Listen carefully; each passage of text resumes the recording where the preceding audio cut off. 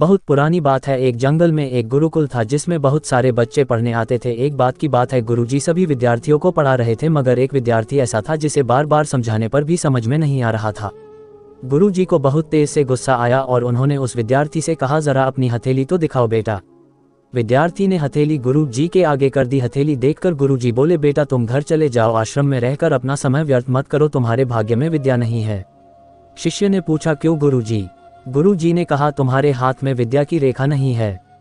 गुरुजी ने एक होशियार विद्यार्थी की हथेली उसे दिखाते हुए कहा, ये देखो, ये है विद्या की रेखा, ये तुम्हारे हाथ में नहीं है, इसलिए तुम समय नष्ट ना करो और घर चले जाओ और वहां अपना कोई और काम देखो।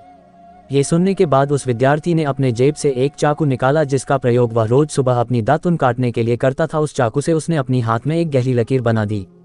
हाथ में खून बहने लगा। तब वह गुरुजी से बोला, मैंने अपने हाथ में विद्या की रेखा बना ली है गुरुजी। ये देखकर गुरुजी द्रवित हो गए और उन्होंने उस विद्यार्थी को गले से लगा लिया।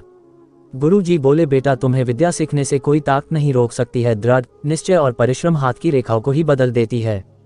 दोस्तों, वह विद्यार्थी आगे चलकर महर्षि पाणिनि के नाम से प्रसिद्ध हुए, जिसने विश्व प्रसिद्ध व्याकरण अष्टाध्यायी की रचना की है। इतनी सदियां बीत जाने के बाद भी, आज 2700 वर्षों बाद भी, विश्व की किसी भी भाषा में ऐसा उत्कृष्ट और पूर्ण व्याख्या का ग्रंथ अब तक नहीं बना। तो दोस्तों, इस कहानी की शिक्षा ये है कि लोग चाहे जो भी बोले, हम हर एक को गलत साबित करते हुए अपनी लगन और कठिन परिश्रम के दम पर जो चाहे वो सब कुछ हासिल कर सकते हैं। Thanks you.